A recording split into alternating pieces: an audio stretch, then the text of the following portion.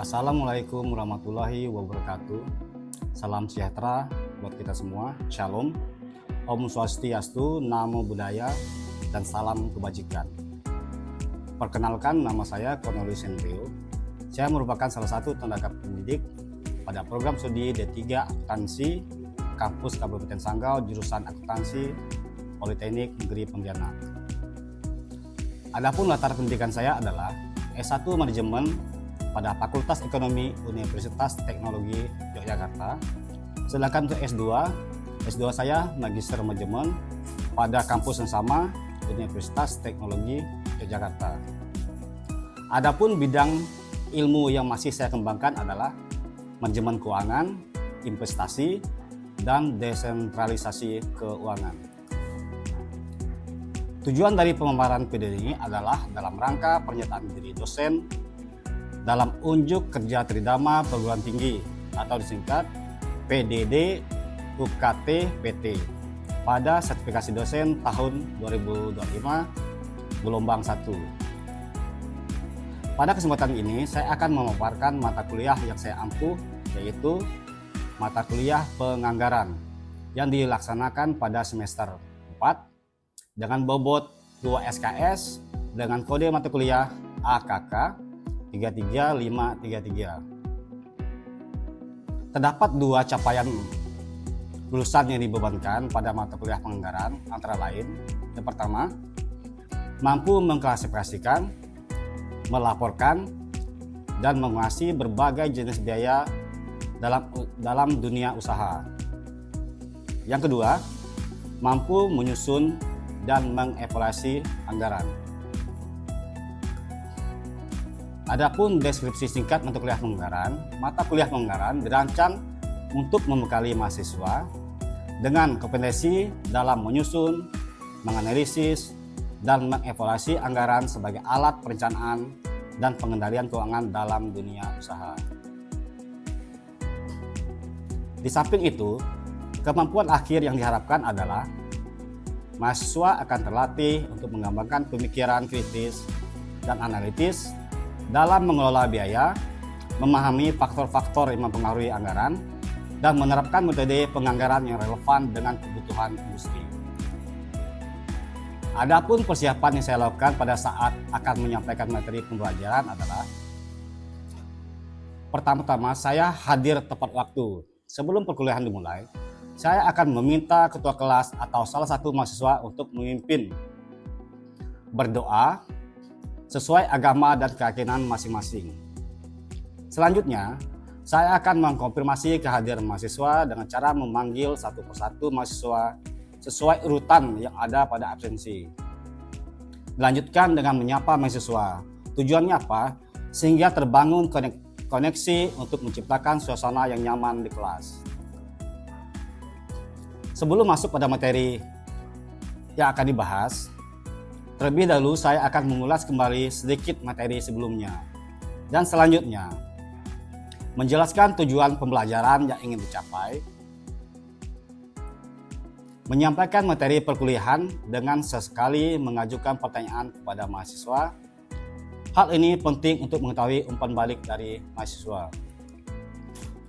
Dan tentunya di setiap pertemuan akan dilakukan diskusi terkait materi yang akan saya sampaikan berupa studi kasus ataupun latihan-latihan. Sebelum perkuliahan berakhir, mahasiswa diminta untuk menyelesaikan kuis sebagai salah satu cara evaluasi untuk mengetahui seberapa jauh capaian pembelajaran tercapai. Berkaitan dengan komponen penilaian, mata kuliah penganggaran mengacu pada pedoman akademik Politeknik Negeri Pontianak, di mana untuk nilai mahasiswa didapatkan 4 komponen penilaian, yaitu komponen aktivitas, terdiri dari kehadiran dan keaktifan mahasiswa di kelas dengan bobot maksimal 10%. Berikutnya, komponen tugas yang terdiri dari tugas individu dan tugas terstruktur dengan bobot maksimal 20%. Komponen selanjutnya adalah komponen ujian tengah semester dengan bobot 30%. Dan komponen terakhir, komponen ujian akhir semester dengan bobot 40%. Baiklah, Demikian deskripsi singkat mata kuliah penganggaran. Selanjutnya, saya akan menampilkan cuplikan proses pembelajaran salah satu materi pada mata kuliah penganggaran. Selamat menyaksikan. Selamat pagi semuanya. Salam sejahtera bagi kita semua. Bagaimana kabarnya hari ini? Baik ya? Oh, kalau kompak, bagaimana kabarnya hari ini? Baik ya? Oke. Sebelum memulai sesi pembelajaran kita hari ini, saya minta kesediaan Joy untuk memimpin temannya. Kita berdoa semoga apa yang kita pelajari ini, yang kita pelajari hari ini dapat bermanfaat bagi kita semua. Silakan Joy. Baik, terima kasih Joy. Oke, sebelum kita mulai saya absen dulu ya.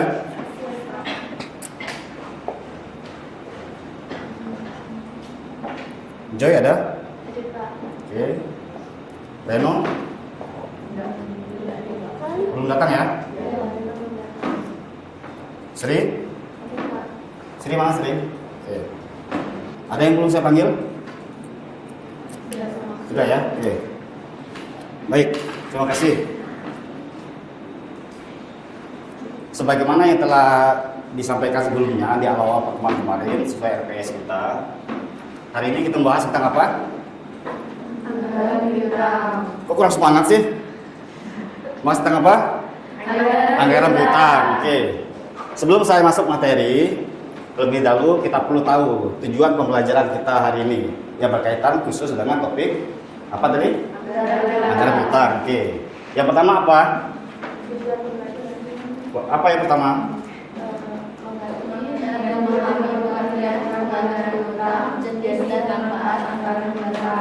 Oke, mengerti dan memahami pengertian penganggaran piutang, jenis dan manfaat anggaran piutang, gitu ya.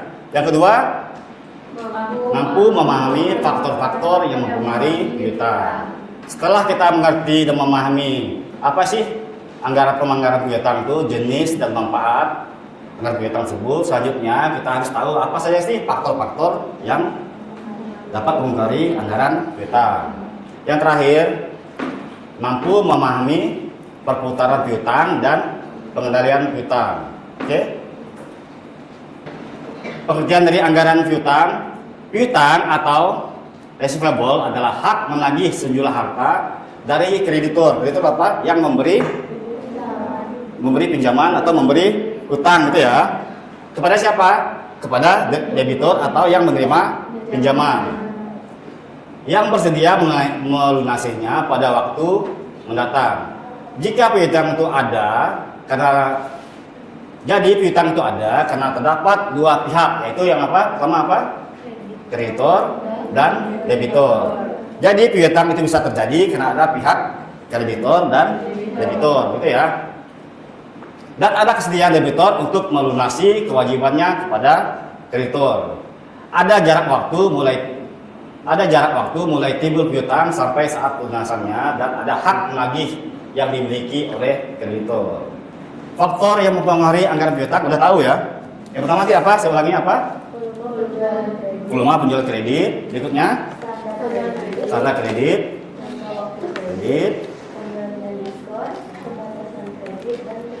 Terakhir kebijakan penagihan. Bagaimana kebijakan penagihannya? Gitu ya. Sampai di sini ada yang mau tanyakan dulu? Ada? Kalau tidak ada, kita bisa lanjut? Lanjut ya. Jangka waktu kredit mempengaruhi besar kecilnya piutang usaha yang tertanam. Semakin panjang jangka waktu kredit, maka semakin besar piutang usaha yang tertanam. Dan sebaliknya, jangka waktu kredit yang panjang dapat meningkatkan volume barang atau jasa yang dijual. Di samping juga mengakibatkan piutang usaha semakin besar. Kebijakan penagihan piutang, ini faktor-faktor yang mempengaruhi piutang yang terakhir. Kebijakan penagihan piutang mempengaruhi besar kecilnya piutang usaha yang tertanam. Perusahaan dapat menjalankan kebijakan penagihan piutang secara aktif maupun pasif. Kebijakan penagihan piutang secara aktif dapat memperkecil piutang usaha yang tertanam. Sebaliknya, kebijakan penagihan piutang secara pasif dapat memperbesar piutang usaha yang tertanam.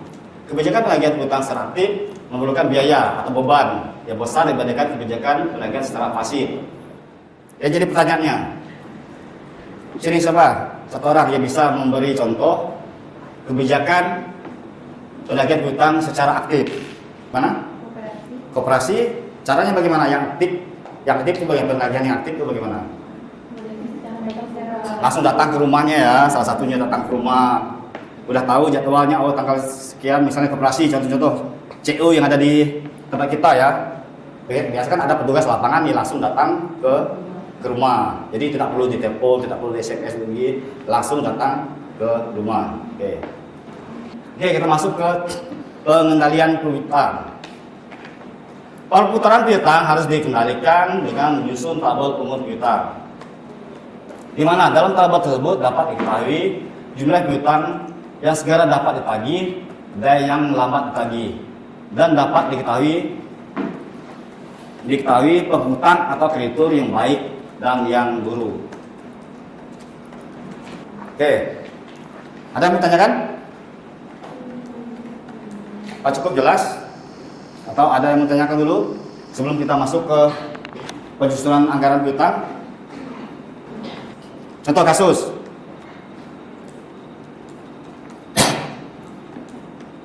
Katakanlah PTA, ini anggaran penjualan PTA Januari sampai Desember.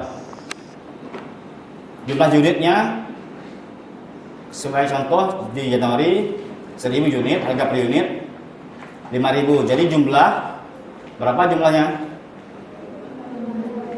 5 juta dan begitu seterusnya. Yang kedua, kebijakan penjualan kredit. Kebijakan penjualan yang ditempuh adalah 30% secara tunai dan 7% secara kredit ya. 30% secara tunai, ingat ya, 30% secara tunai dan 7% secara kredit. Misal muncul pertanyaan, Pak, apakah memang berlaku seperti itu? Oh, tidak. Itu kebijakan ini tergantung perusahaannya. Perusahaan yang menentukan kebijakan penjualan ini, berapa persen kreditnya, berapa persen tunainya, gitu ya. Jadi nilai ini tidak bersifat baku. Paham ya? Oke. C. Pembayaran piutang ditentukan sebagai berikut. 60% dari jumlah piutang yang dibayarkan 1 bulan setelah penjualan. Artinya apa? Misal barang dijual bulan Januari, 60%-nya dibayar bulan Februari, gitu ya. Misal tadi di bulan Januari penjualannya berapa? Tadi misalnya 5 juta. Yang kreditnya berapa? 70%. 70%-nya berapa? 3 juta 500. Terus ini paham ya? Kebijakan pembayarannya 60% dari jumlah piutang dibayarkan 1 bulan setelah penjualan. Jadi jika penjualan Januari sebesar penjualan kredit Januari sebesar 3 juta 500, nanti di bulan Februari akan dibayarkan 60% dari 3 juta 500. Sisanya dibayar 1 bulan dari pembayaran sebelumnya. Pembayaran sebulan, contoh Januari lagi, saya ulangi, contoh Januari. Penjualan kredit dia 3 juta 500. 60%-nya dibayar bulan Februari. Sisanya 40% dibayar bulan berapa? Bulan berapa nih? Bulan Maret ya. Oke, kita lanjut, kita susun tabelnya. Ini contohnya. Tadi penjualan kredit bulan Januari berapa? 3 juta 500 ya.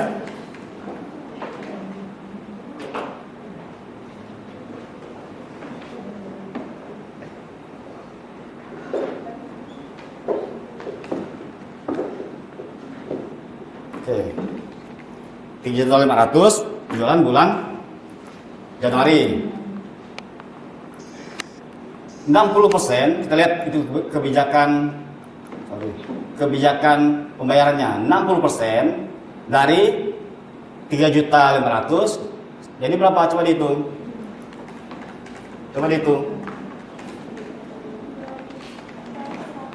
Berapa? Jadi penjualan 3 juta 500 di bulan Januari mulai dibayar 2 juta 100 di bulan Februari. Sisanya 40% dari 7.600 berapa? 40% dari 3.600 atau 3.500 dikurangi 2.100, hasilnya berapa? 1.400. Ini dalam nih ya. Oke. Yang berikutnya, penjualan bulan Februari berapa? Penjualan kreditnya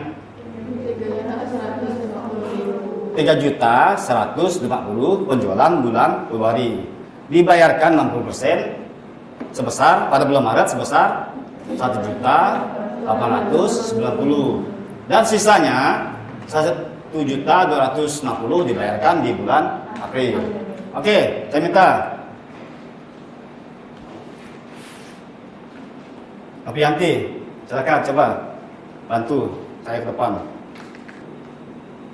Biarkan 1 bulan setelah penjualan.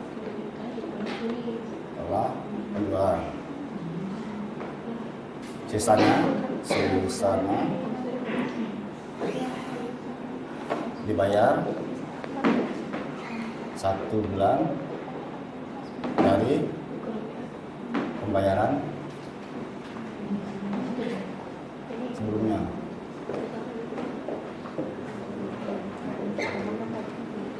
Oke, silakan. Nah, ya bulan Maret.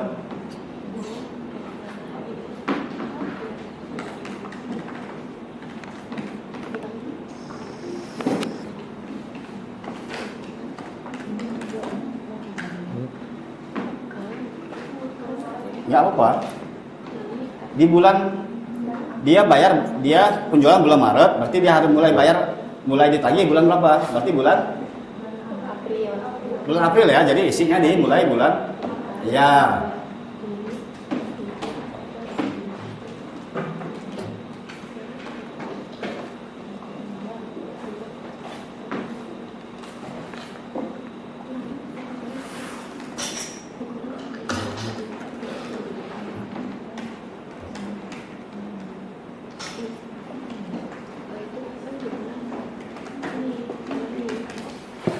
Oke, yang lain coba dihitung. 60% dari 3.325.000 berapa? Coba dihitung. Coba dihitung. Ya. Dihilangkan aja nolnya 3.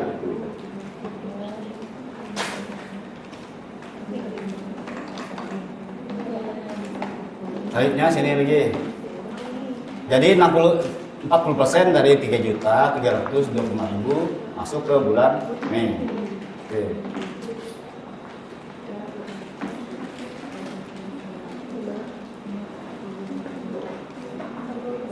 Yang 40% dari 3.325.000.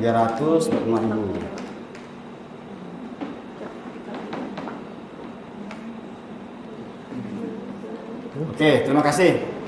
Di sini ada yang belum paham cara perhitungannya? Ada? Ada yang belum paham atau sudah paham semua? Sudah ya? Oke.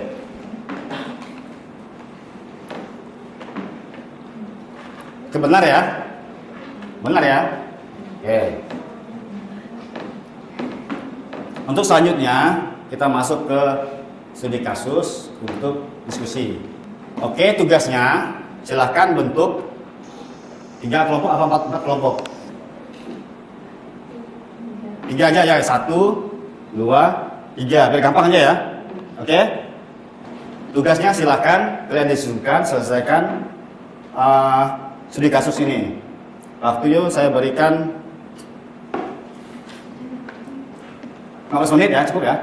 Oke, silahkan. Sekarang silahkan buka laptopnya atau handphonenya jika ada sinyal. Silahkan kalian masuk ke joinmyquiz.com. Jangan lupa kasih nama ya. Nilai terbaik ada sedikit hadiah dari saya buat kalian. Baru 3 orang?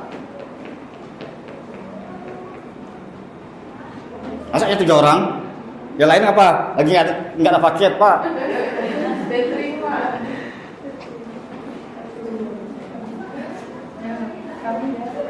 Tiga orang aja. Yang lain? Sudah join. Jangan lupa kasih nama ya.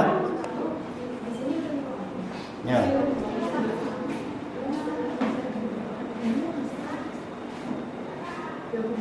Sudah join berapa orang sih join? Oh ini enggak update ya? 5 orang. Yang lain? Oke, Oding. Kita tunggu 1 menit lagi ya. 1 menit berapapun yang join, kita mulai ya, sepakat ya? Oke.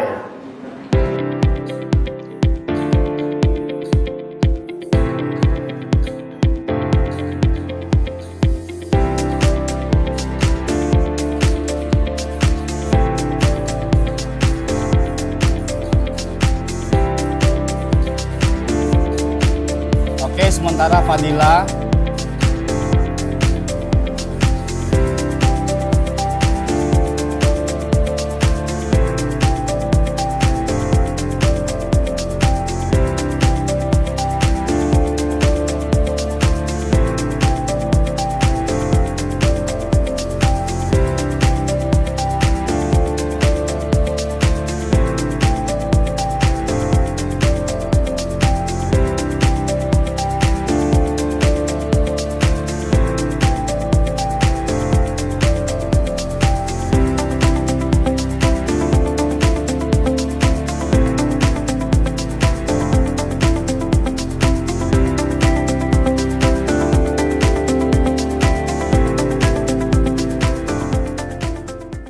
Oke,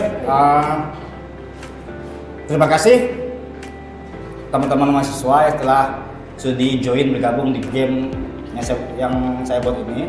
Game ini, kuis ini memang sengaja saya rancang untuk mengukur sejauh mana sih capaian pembelajaran kita untuk materi hari ini. Itu ya, mengingat waktu kita sudah selesai, jadi semoga apa yang kita pelajari hari ini, terkhusus tentang materi apa hari ini, anggaran piutang, bisa bermanfaat buat teman-teman semua. Dan saya harapkan teman-teman setelah ini pelajari lagi materi ini dengan lebih mendalam, agar teman-teman bisa menerapkan di kehidupan sehari-hari nanti, siapa tahu ingin berusaha, begitu ya. Dengan begitu pertemuan hari ini saya akhiri. Selamat pagi dan sampai bertemu lagi di pertemuan selanjutnya. Terima kasih. Demikianlah paparan video saya terkait mata kuliah yang saya ampu, yaitu penganggaran. Semoga video ini bermanfaat. Akhir kata saya ucapkan terima kasih. Adil Kak Talino, Bacaromin Kak Saruga, Basengat Kak Jupata.